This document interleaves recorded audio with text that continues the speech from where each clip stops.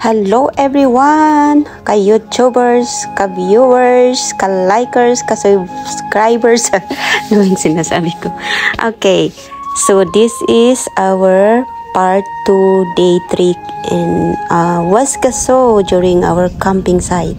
So now we decide, after our breakfast, we decided to go ahead on other trailers like in here. Dito na kami. Papunta na kami doon para panuorin at i-view and while we are enjoying our camping day. So yan, they are our leaders.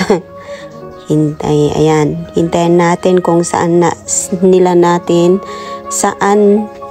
tayo idadaan. Ayan. So, ganyan, makikita ninyo ang mga views dito. Ang ganda dito, lalo na pag mahilig kayo sa natures. Ang ganda talaga. So, makikita ninyo na ang mga kulay ng mga trees dito at saka mga grasses is nag-change na. There's some yellow leaves na and some are dried na kasi nga fall is approaching. Yan, they're planning, is planning and explaining why is it that the other trail is 1 week daw na dadaanin mo. Yun pala, more than 19 kilometer plus. Yan, idaan niya tayo. So we decided to go on this trail. Yan. Tinitignan kung pwede yung yung stroller ni Dave dito. Ayan. So, hindi nga namin alam kung pwede dyan, pero parang pwede. Ayan, makikita ninyo. So, ito, tinitignan na namin yung mga river kung saan dumadaan yung mga boaters, canoe at saka yung mga canoers. Ayan, itong river na ito, nag-surround yan. Doon, papunta doon sa pupuntahan namin. So, I will show you later. Ayan. We are planning na in God's time, we will gonna buy a boat para kami dito. Maghabulan kami dyan. Ganyan ang plano namin, pero hoping na matupad yan. Yun. So, hindi kami pupunta doon sa Griol Trail kasi 19.6 kilometers siya. So, we decided to go here. 1.4 kilometers siya in one way. So, pag two-way na yan, more than 2 kilometers na. Ayan. So, manood lang kayo while we are going down on these stairs. So, dadaan kami na dito. Ayan. So, ayan, ganyan siya. Ang ganda talaga, diba? Super. Lalo na pag mahangin. Dito kami sa taas. Mamaya, pagbaba na kami doon and then we're going ahead to where we are going. So, fortunately, the weather is good. So, it's so lucky. We are lucky to walk around. Yan. Kikita nyo may leaves dyan na dry, na nahulog na. So, it means winter is really approaching. Ayan. I hope na dito sa yung stroller na yan, pwede na yan. Gagawan ni Amy ng paraan yan. So, yan. Ganyan siya. Ang lalaki pa ng mga tree.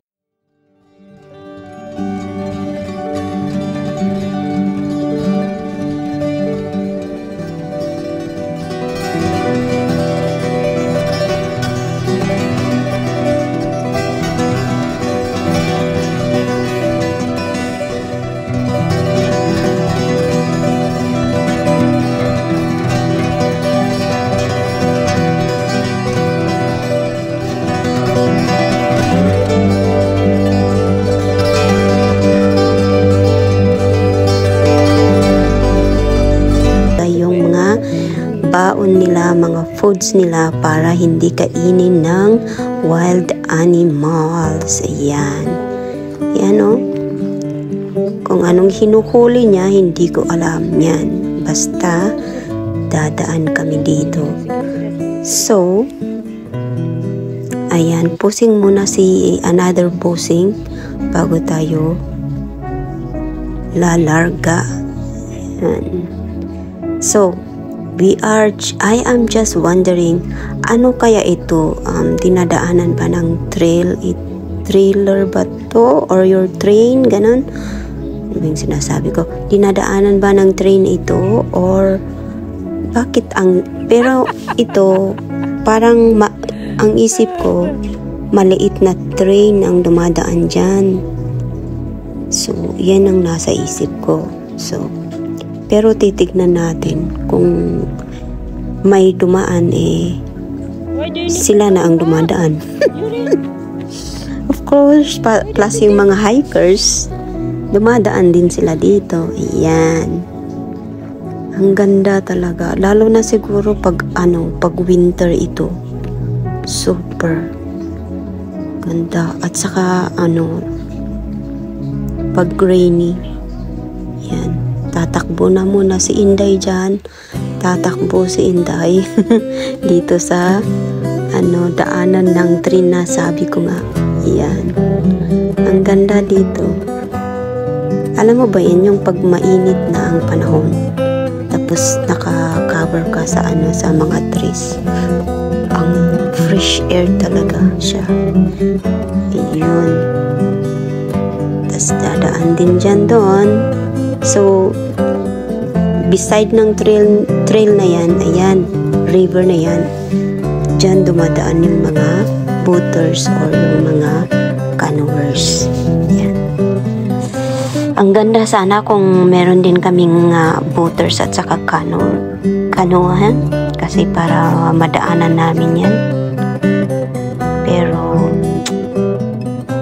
please Lord, you provide our needs para makadaan kami dyan. Sabi ganun. Yan. So, uupo muna siya para manood siya sa hagos ng tubig. Yan. Fresh air, diba? Nakaka-fresh air, diba? Yan. Smile ka lang dyan. At ako'y taga-foot shoot mo.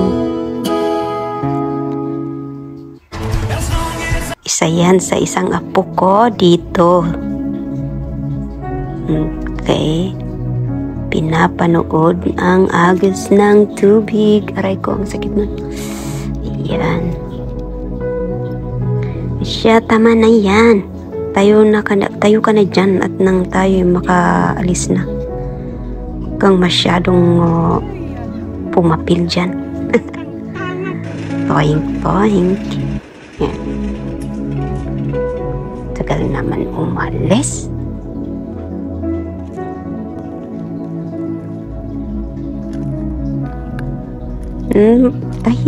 Tahimik talaga itong tubig na to. Siyan sa wakas. Ayun, sila ang dumadaan pala. Yan. So, may wheel sila kung saan nila nilalagay yung boaters nila at sa canoers nila. Sa kanila idinadaan dito. Hindi pala yung mga train ang dumadaan, kundi yung mga train ng boaters at sa canoers. Ayun. Yan. Ang ganda talaga dito. So, parang exercise din yun kasi pinupush nila manually, right? Ganyan siya. Ewan ko ba, it looks so like simple, pero pag kayo ay isang nature's lover, ma-appreciate nyo talaga ang ganda niya. Kahit ano siya, it looks simple lang na parang kahoy lang, puno ng kahoy lang, ganyan lang siya. Pero pag you're a nature lovers, you will appreciate every single thing. Ayan. Ganyan siya. So, napagdaanan namin ito, yung mga kasama namin nauna na sila. Kasi nga, they're focusing in just walking and then watching. Yan. So, masaya sila doon. Masaya kami pag we are stopping by para i-check kung ano ba, anong klaseng leaves, anong style ng leaves, parang ganon. While videoing. Ayan. And habang nagre-rest yung paa, yun. So, pumasok na kami dito sa gubat. Dito na. Ayan. Ganyan siya. So, lahat ng dinadaanan namin, surrounded ng river yan. Kung saan dumadaan ng mga boaters. Unfortunately, hindi namin wala kaming nakita na dumaan na boaters dyan. Kaya, sorry. Yan, balik na tayo doon sa tamang daanan. At nang maka-go through na tayo. Ayan. Hindi ko alam kung saan sila dumaan. Pero, we're just following this path. Yan. Naiiwanan na ako ng aking apo.